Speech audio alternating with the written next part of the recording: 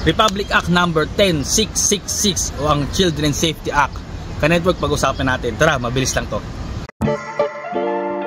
Bossing, magtatanong lang po sana ako. Chip! Magtatanong lang sana ako. Magtatanong lang sana. Alam eh. Sige po. Traffic Enforcement 3. Kuya Bobby.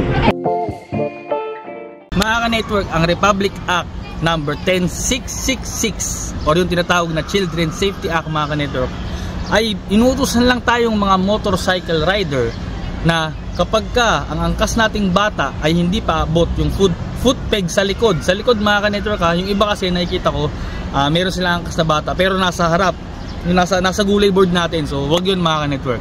Dapat sa likod, tas dapat abot nila yung foot peg. Ang mga violations niya ay, sa unang offense, meron kang 3,000 multa.